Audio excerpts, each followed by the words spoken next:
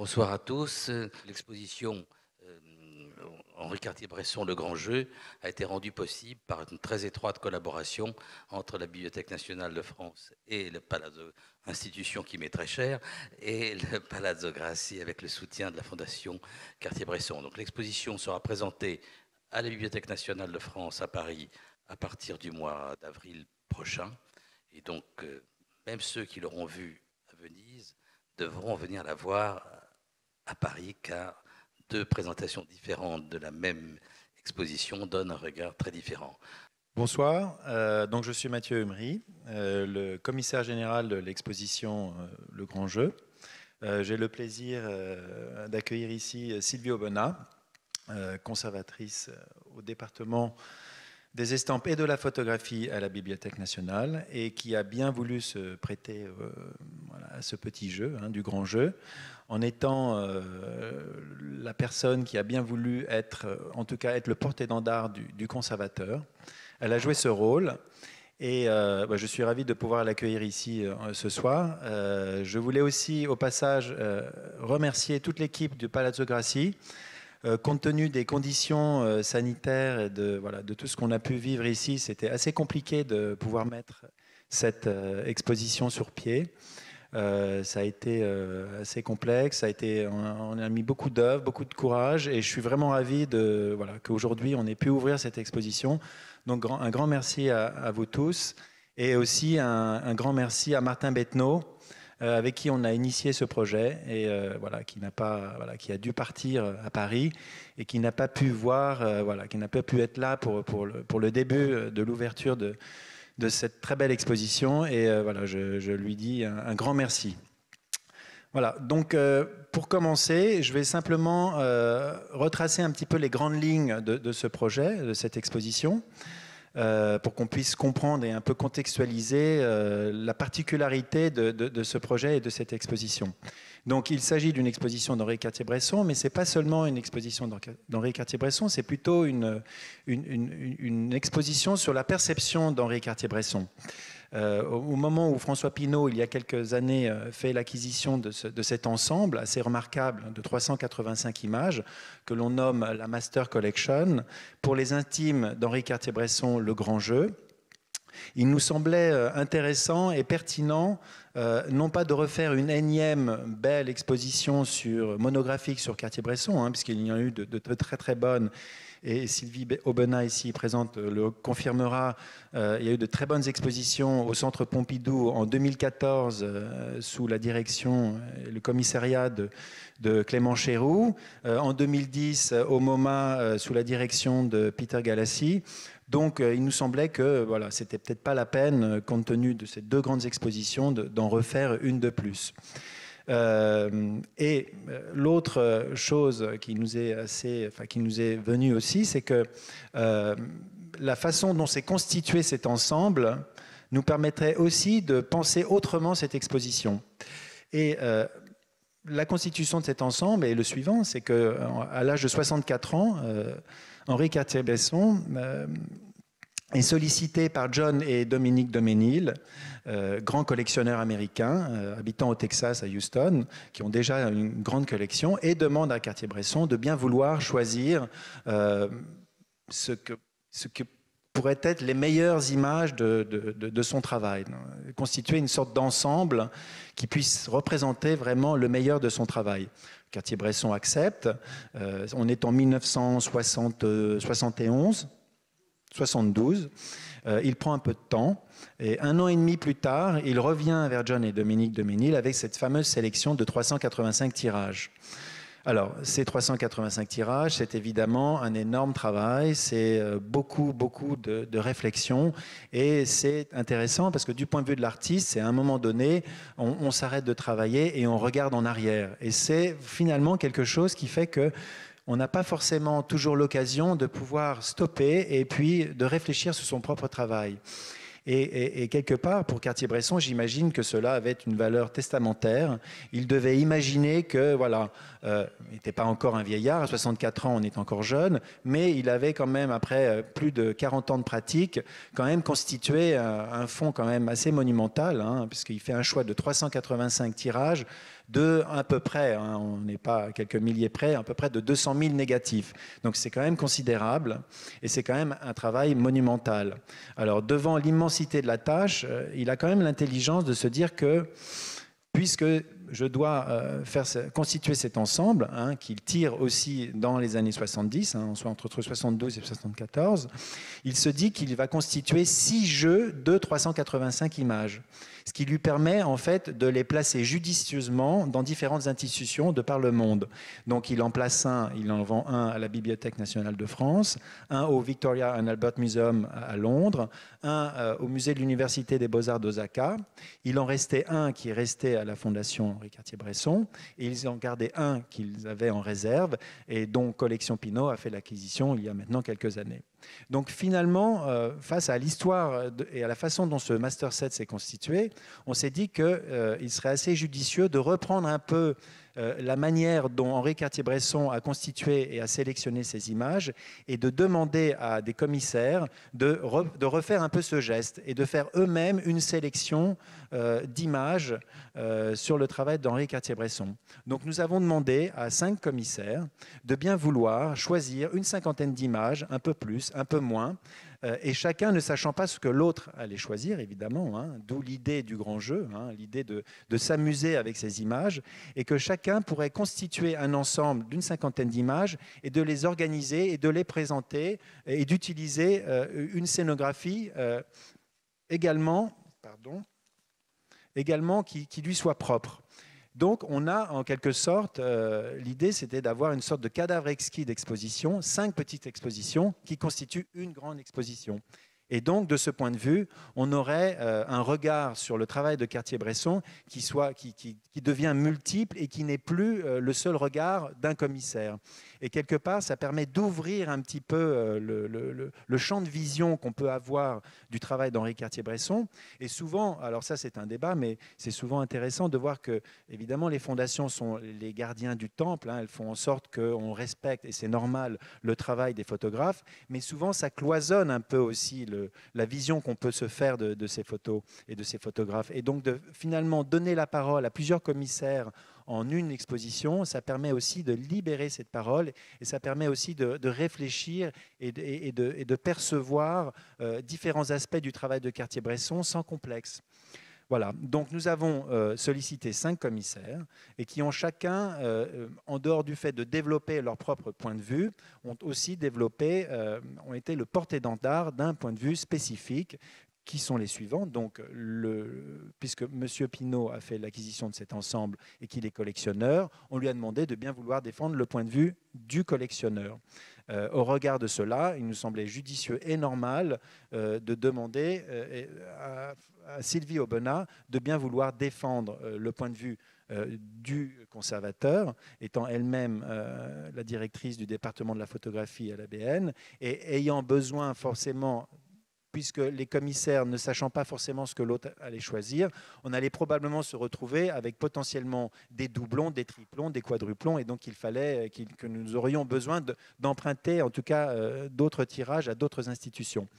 À cela, on a pensé qu'il serait judicieux de demander l'avis d'un photographe. Donc nous avons demandé à Annie Leibovitz de bien vouloir faire ce choix. Nous avons demandé, ici présent, je le vois maintenant derrière moi, à Wim Wenders de bien vouloir défendre les couleurs du réalisateur et du photographe, ayant lui-même cette double casquette. Bonsoir Wim. Et le dernier point de vue... Bonsoir, le commissaire Wenders. Et le dernier point de vue, celui de l'écrivain, donc de Javier Cercas, voilà, qui a été finalement le dernier à rentrer en lice et qui voilà, s'est prêté au jeu.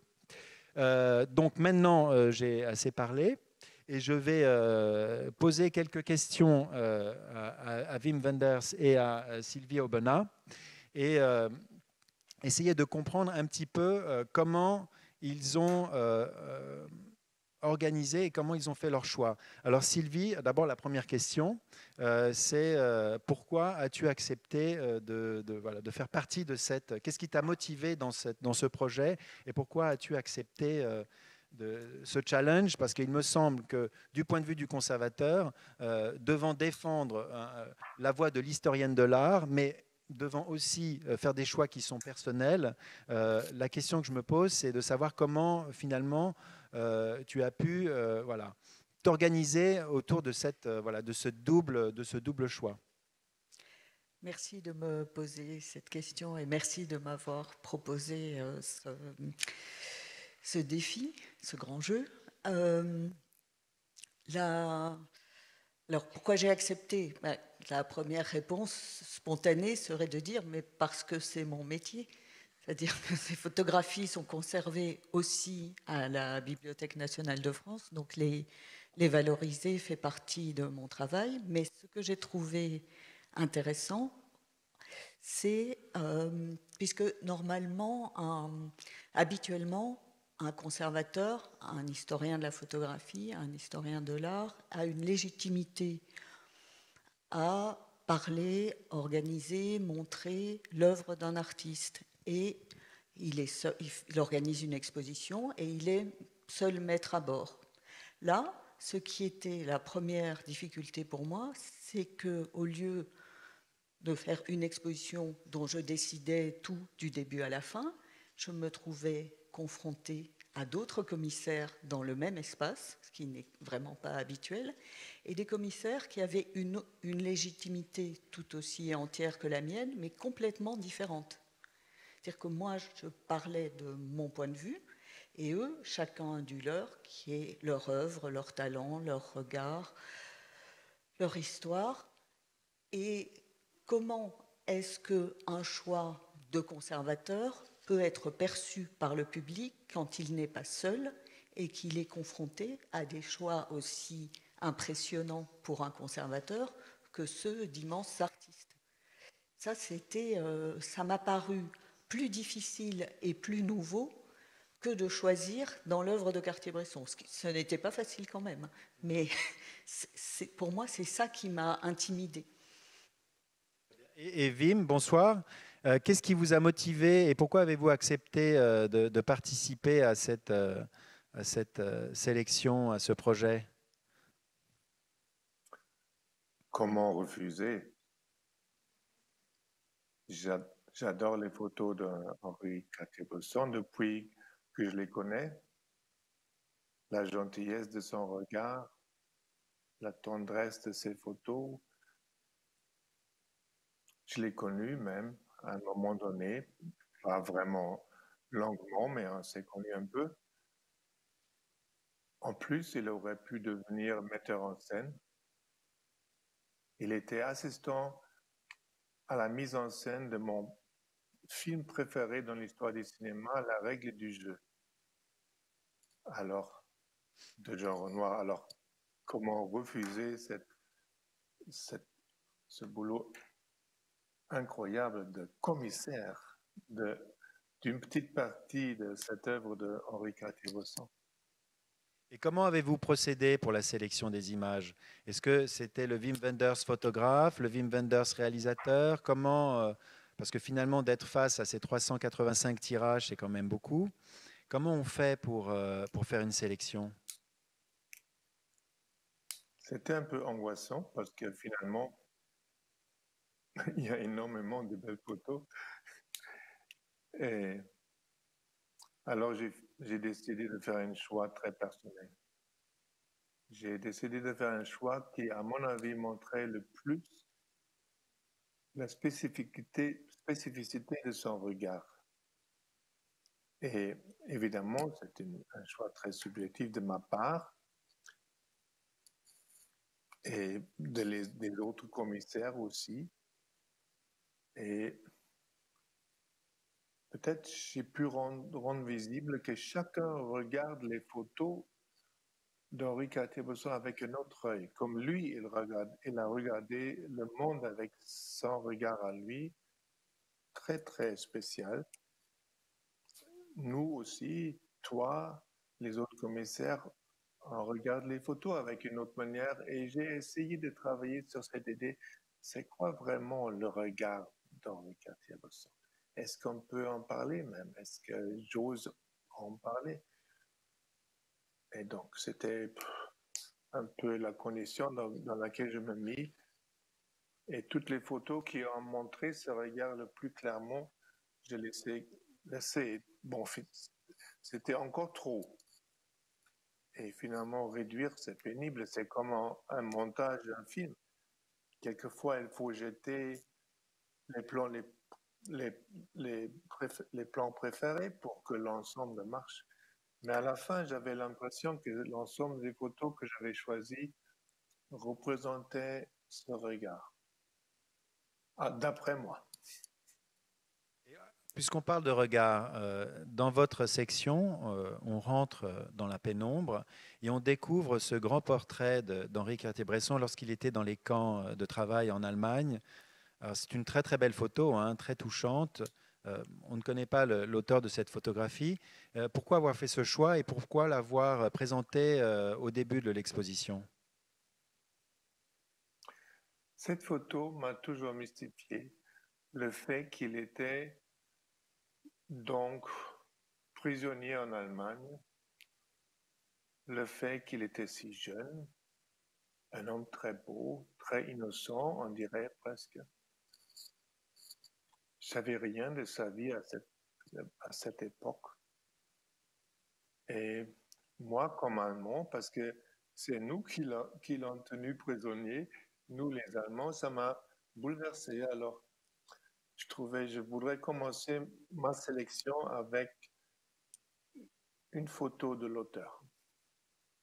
C'est intéressant d'ailleurs parce que Sylvie, elle aussi, d'une façon peut-être plus indirecte, a fait le portrait de Cartier-Bresson à l'entrée de son exposition, hein, puisque quelque part, le fait de montrer les 4 photos très organisées, hein, qui sont organisées autour de l'ombre et de la lumière, qui rappellent que Cartier-Bresson a été l'élève d'André Lotte, peintre cubiste, et de juxtaposer ces 4 photos à cette très très belle photo de 1933 où l'on voit un homme avec la tête tenue par sa main et les yeux fermés, qui est une photo éminemment surréaliste.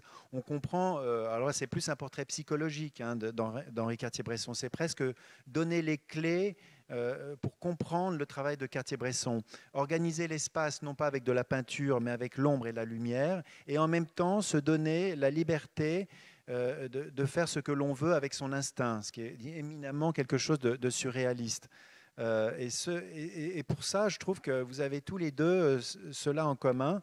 Un portrait de Cartier-Bresson, qui est un portrait photographique, mais un portrait psychologique qui permet de comprendre et d'avoir les clés en fait de la façon dont on doit peut-être essayer de comprendre le travail d'Henri Cartier-Bresson. Sylvie, pourquoi avoir commencé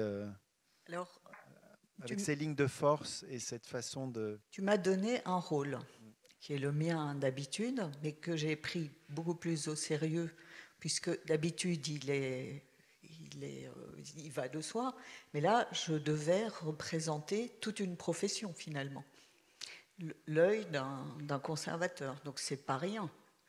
Alors, j'ai relu tout ce qui était disponible de plus important, de grands catalogues sur Cartier-Bresson par ses historiens, les meilleurs, et puis toutes les compilations de ses interviews. Il a beaucoup parlé de sa façon de photographier, de sa conception de l'art, de la vie, de la photographie. Quand j'ai lu tout ça, j'ai étalé les 385 photos sur une grande surface, et je les ai regardées, re-regardées. J'ai repensé à tout ce qu'il a dit et ce qu'on a écrit sur lui, et je me suis dit, bon, de toute façon, je n'ai rien à ajouter à ce que les historiens et les historiographes ont raconté de manière linéaire, chronologique ou thématique de sa vie. Je ne vais ni refaire sa vie, ni raconter ses voyages en Chine, ni raconter Cartier-Bresson en URSS. Je suis complètement libre, comme lui a toujours voulu l'être, parce que je pense que si Cartier-Bresson, en dehors de son œuvre de photographe, a une quête dans sa vie, c'est de toujours garder intacte sa liberté. Et c'est pour ça qu'il a tellement voulu s'échapper. Je pense que la période la plus pénible de sa vie a été d'être enfermé pendant quelques années dans ce camp. Et donc, je me suis dit, puisque je dois expliquer qui il est, mais de façon complètement libre, je vais essayer de montrer ce qu'il a apporté à la photographie à travers les lignes de force de son œuvre, un peu comme les lignes de la main, puisque je me suis aussi inspirée de ces biographes qui expliquent qu'à 20 ans, ce jeune homme de bonne famille, qui ne savait pas tellement ce qu'il voulait faire dans la vie, est allé voir une voyante qui lui a raconté toute sa vie. Et il dit plus tard que tout s'est déroulé comme elle lui avait dit.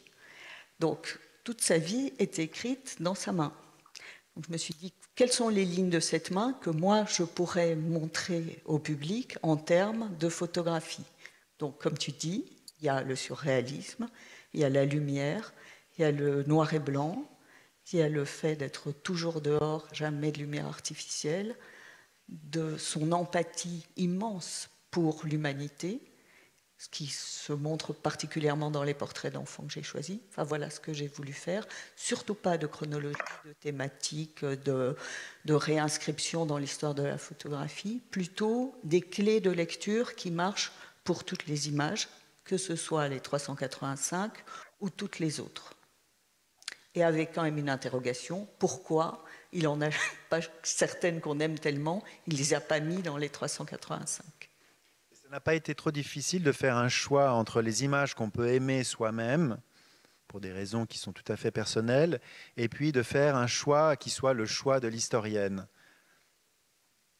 Est-ce qu'il y a des images que tu aurais aimé mettre dans cette sélection que finalement tu n'as pas mis en te disant qu'elles étaient un peu hors sujet, ou le contraire, ou mis des images que tu n'aimais peut-être pas tellement, ou finalement tu les aimes quand même toutes pour d'autres raisons?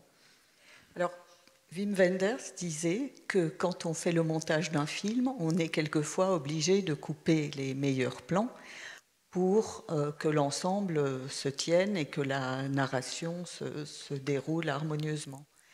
Moi, ce qui est de terrible quand on coupe ces plans, c'est que personne ne les verra jamais. Or, moi, ce qui m'a consolée, c'est que les 385 photos de Cartier-Bresson, elles sont connues de tout le monde, déjà. Donc, ce que je pouvais faire, en choisissant quelques-unes, c'est les mettre plus en relief pour illustrer un propos. Mais je n'avais pas la tristesse de me dire, si je ne la montre pas, cette image, personne ne la verra jamais. Donc, j'étais assez libre. Mais ce qui m'a plus manqué, c'est des images qui n'étaient pas dans la sélection et que j'aurais bien aimé y mettre. Il y en avait beaucoup de ces images? Oh, il y en avait 2 ou 3 que j'aurais bien aimé mettre, oui. Et pour parler du dispositif, alors vous avez tous les deux un dispositif très particulier. Wim, vous nous plongez dans la pénombre, dans l'obscurité, et ce n'est pas sans rappeler la salle de cinéma ou même la chambre noire. Quelle est la raison et voilà, pourquoi avez-vous choisi ce dispositif si singulier et si particulier? J'aime bien regarder les photos quand ils sont tout seuls. Et je me suis rappelé que j'ai vu une exposition de Cartier-Bresson, c'était peut-être en Chine ou à New York, où c'était montré dans des chambres noires et chaque photo avait une lueur, avait une luminosité et on était plus seul avec la photo que dans une chambre blanche. Et en plus, ça avait plus à faire avec le cinéma. Et comme j'ai aussi fait ce petit film sur son regard, je trouvais qu'on pouvait mieux suivre cette recherche sur son regard si on n'était pas dans une chambre blanche où il y avait toujours plusieurs photos, mais si on était concentré sur une photo. Et dans une salle noire, ça permet cette concentration beaucoup mieux. C'est vrai qu'il y a une double lecture, hein. C'est qu'on voit bien le cheminement et le choix successif de toutes ces images, hein. Il n'y a pas une narration, mais les images se tiennent les unes avec les autres. Et pour autant, c'est vrai que le dispositif que vous avez mis en place permet vraiment de lire et vraiment d'appuyer son regard sur chacune des images sans être voilà, parasité par une autre image. Quelque part, moi, j'ai un peu le sentiment d'être comme dans une église et face à des vitraux, il y a une sorte de magie. C'est presque comme une boîte lumineuse à travers laquelle, voilà, comme par magie, apparaissent ces images. Donc, je trouvais... Bon, pour nous, la règle, c'était qu'on ne savait pas ce que faisaient les autres commissaires. Donc, selon moi, peut-être les autres aussi avaient choisi de montrer les photos dans le noir. J'en savais rien. Et toi, tu m'as certainement pas parlé de ça.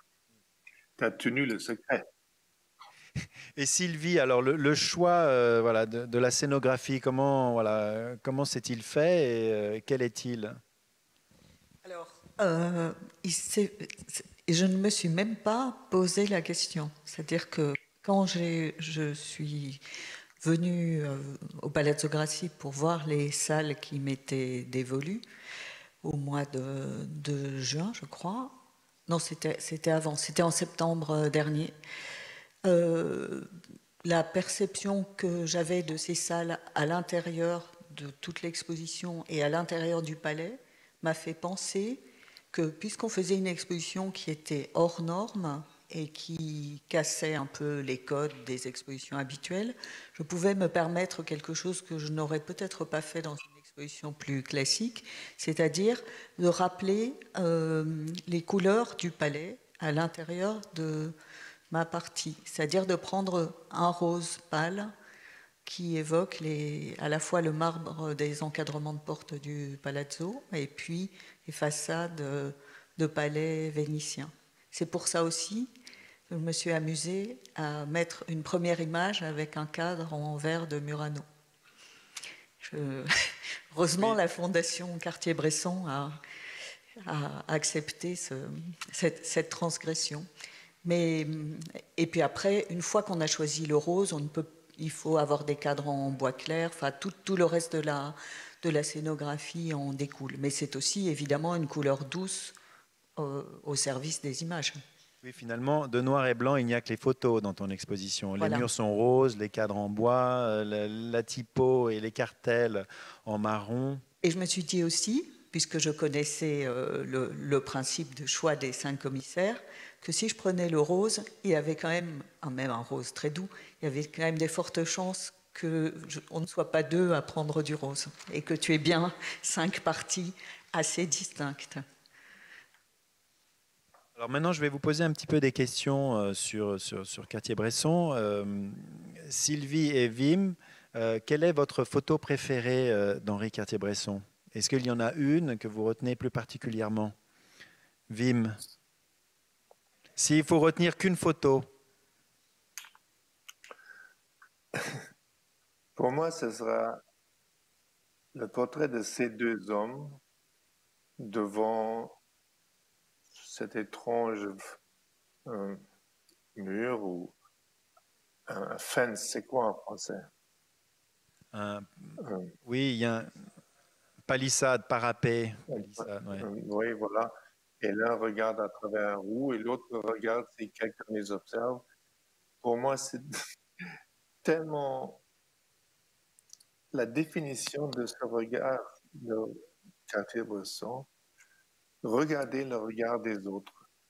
Et pour moi, c'est un peu ma découverte pendant tout ce temps que j'ai passé, qu'il était tellement intéressé dans le regard des gens qu'il a photographiés. Il a photographié leur regard avec son regard. Et pour moi, cette photo, ça condense le plus cette action d'un photographe qui voulait définir comment les gens regardent le monde. Sylvie? Donc je réponds comme une conservatrice, n'est-ce pas? Comme tu veux. Alors, Alors, ne me change pas mon rôle maintenant. C'est une conservatrice, c'est un être humain aussi. C'est vrai. Donc, je vais aussi choisir une photographie du tout début de son œuvre, puisque celle que Wim Wenders a choisie est une photo prise en Belgique en 1932, je crois. Et c'est le numéro 1 des 385. Et je me souviens que de la première et de la dernière, je vous rassure tout de suite. Et en fait, je pense que ce que je dois répondre, c'est le coureur sauteur de la gare Saint-Lazare, qui est l'image, je pense, la plus célèbre qu'il ait faite et celle qui définit le plus l'acuité de son regard et surtout la rapidité. Son ami Doisneau disait « il déclenche comme la foudre ». C'est-à-dire qu'il voit l'image et en une seconde, un quart de seconde, il prend la photo. Et celle-là est la plus représentative de cette manière de faire. Après, c'est impossible d'en choisir une seule. Mais d'ailleurs, si cette le photo, ça sera celle-là. Elle est très intéressante parce que, évidemment, dans le travail d'Henri Cartier-Bresson, c'est évidemment l'une des grandes images, hein, peut-être la plus grande, celle que la plupart des gens retiennent. Et lorsqu'on parle de l'instant décisif, terminologique d'ailleurs, Cartier-Bresson n'aime même pas beaucoup, hein, mais pour autant, il avait quand même cette faculté. Ce qui est intéressant dans cette image, c'est qu'en dehors finalement, et ça tu le montres très bien dans ton exposition, c'est que ça n'est pas que l'instant décisif, il y a aussi l'environnement de cette image. Il y a le mouvement, et évidemment le mouvement de cet homme suspendu en l'air qui est pris à ce moment-là, comme par magie, évidemment c'est miraculeux. Mais ça ne marcherait pas si Cartier-Bresson n'avait pas de son côté organisé l'espace avec les formes, les volumes, et quelque chose de finalement très, très, très géométrique. Il avait vraiment dans sa conception déjà identifié l'espace dans lequel il pourrait prendre voilà, cette photo. Une des clés de compréhension du moment où il déclenche, à ce qui correspond pour lui à l'instant décisif, c'est que Cartier-Bresson est quelqu'un qui a appris l'art avec un peintre cubiste, qui lui a expliqué que sans travail, sans effort, il n'y a pas de talent possible. Et qu'il faut travailler, regarder et cadrer, construire l'image, très précisément. Or, avec son Leica et son appareil, son objectif de 50 mm, il se trouve face à un monde qui bouge sans arrêt, une espèce de film ininterrompu, et il dit « la réalité est un déluge de chaos perpétuel ». Donc moi, je suis un guetteur, et j'attends que dans le cadre de mon viseur, ce profil, je puisse arrêter une image parfaite où le fond et la forme se répondent harmonieusement et qui nous écarte de ce chaos. C'est-à-dire que j'extrais la beauté, l'harmonie, l'équilibre de ce monde qui n'a pas de sens. Et l'image de la gare Saint-Lazare, c'est ça, c'est un moment de grâce parfaite. Et ce qu'il y a de fascinant, en fait, Wim Wenders a choisi une image de 32, la gare Saint-Lazare est aussi une image de 32, c'est le tout début de son œuvre. Ça veut dire qu'entre 32 et 74, où il s'est arrêté, dès le début, il a été parfaitement le Cartier-Bresson qu'on a aimé, qui est produit pendant 40 ans. Ce n'est pas une œuvre photographique qui se cherche et qui se construit petit à petit. Dès le départ, il est entièrement Cartier-Bresson. J'ai toujours eu une question au sujet de cette photo, Sylvie. Peut-être vous pouvez me dire, ou Mathieu, c'est une des rares photos qui n'ont pas le cadre noir autour, c'est-à-dire le cadre noir qui dessine aussi le bord du négatif. Cette photo devant la gare Saint-Lazare, elle est sans ce cadre, c'est-à-dire il a recadré à l'intérieur de son négatif. Et ma grande question, c'est est-ce qu'on sait ce qu'il y avait autour? Oui. C'est la seule photo, enfin ce qu'il dit, puisqu'il a fait quand même très abondamment l'exégèse de sa propre œuvre, les explications. Il est le premier historien et conservateur de l'œuvre de Cartier-Bresson, c'est lui-même. Et il a beaucoup revendiqué. Donc il a expliqué que c'est la seule image de toute son œuvre qu'il a recadrée. Et pourquoi? Parce qu'en fait, l'endroit qu'il a photographié est un endroit où il y a des travaux qui sont cachés par une palissade, un mur de planches, et qu'il a vu cette scène à travers deux planches, un interstice entre deux planches, et qu'il n'a pas... Enfin, sur le côté, il y avait un morceau de la planche, et il a dû le couper. D'ailleurs, je crois qu'il a tiré cette image quelques 10 années plus tard. Hein. Il ne l'a pas tiré au moment de... Il n'y a pas de tirage vintage de cette image. Je crois qu'il y a bien 10 ans qui séparent la prise de vue du tirage. Peut-être. Et dernière question, Wim, parce que le temps passe. Tu as fait un film et je voulais savoir qu'est-ce qui, toi, t'avait motivé pour faire ce film. Et voilà, quel est le sens de ce film dans cette exposition? Toute cette recherche que j'ai fait moi sur la découverte de ce regard, qu'est-ce qu'on peut voir dans toutes les photos, dans mon choix des photos, qu'est-ce qu'on peut voir de Henri Cartier-Bresson, comment il se montre. Et pendant que j'ai fait ce choix, j'ai fait des notes et quelquefois je parle à moi-même pendant que je fais ce travail-là. Et finalement, à la fin, je me suis dit, il y a quand même quelque chose que j'aimerais bien dire sur ce regard. Mais c'est impossible dans l'exposition. Cette exposition doit fonctionner sans explication. Et comme j'ai toujours eu presque tout le choix devant moi sur une grande table, j'ai recréé cette situation de choix et j'ai écrit un peu mes pensées sur le contre-champ sur le photographe. Parce que j'ai un peu l'impression que dans toutes ces photos, on le voit, on le reconnaît, Henri Cartier-Bresson. Et ma théorie, c'est que dans chaque photo, il y a d'une manière invisible le portrait du photographe. Et donc, j'ai voulu faire un petit texte là-dessus et je l'ai mélangé avec un film qui montrait un peu le processus de choisir et trouver ce même truc dans plein de photos qui se concentrent sur les yeux des personnes qu'il a photographiées. Les yeux sont toujours, le focus est toujours sur les yeux et c'est toujours le centre des images, surtout dans ses portraits. Il a plus que pas fait des portraits des personnes, mais il a fait des portraits de leur regard. Et ça, finalement, je me suis dit, ce serait bien de parler un peu là-dessus. Et donc, j'ai fait ce petit film de 10 minutes sur ma découverte pendant mon choix. Et Sylvie, toi aussi, il y a un petit supplément que tu as apporté à cette exposition. À la fin de l'exposition, il y a un certain nombre de documents. Pourquoi, voilà, quelle est l'intention derrière ces documents? Pourquoi avoir voulu les montrer et quel intérêt ont-ils dans l'exposition?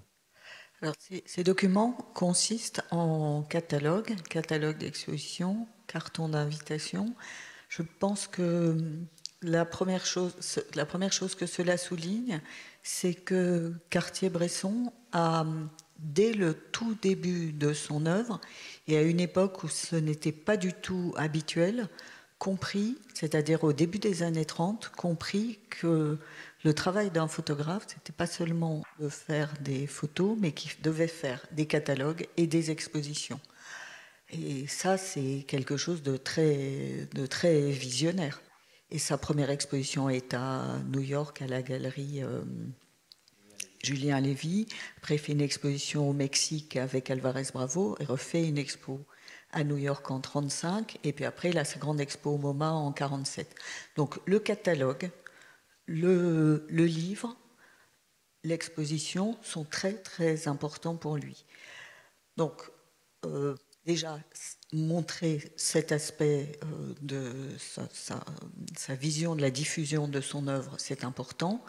Et l'autre chose qui est importante à faire comprendre au public, c'est qu'une fois qu'il a fait ce choix de 385, pendant de nombreuses années, à un moment où il arrêtait de prendre des photos et se consacrait à la valorisation de son œuvre avec son ami l'éditeur Robert Delpire, tous les livres qui sont parus dans les années 70, 80 et 90, toutes les images sont choisies dans les 385. C'est-à-dire qu'il considère que ce premier travail... En quelque sorte, il y a un avant et un après Master Collection. Oui, après, bien entendu, les historiens, la fondation ont repris l'ensemble de l'œuvre. Mais de par lui-même, la façon dont il considère lui-même son travail. Voilà, c'est ça. Il dit, voilà, c'est un peu le dernier mot de mon travail, et c'est ces images-là que je vais valoriser désormais. Donc on a montré les catalogues qui reprennent ces images. Voilà, je pense que on est bon dans le timing. Et je remercie beaucoup Wim de s'être rendu disponible. Et j'espère qu'il aura l'occasion de venir ici à Venise avant le 21 mars pour voir voilà, son exposition. Celui des autres, surtout. Et, oui, voilà, et celle des autres par la même occasion. Ça serait pas mal. Voilà, merci beaucoup. À très vite. Au revoir.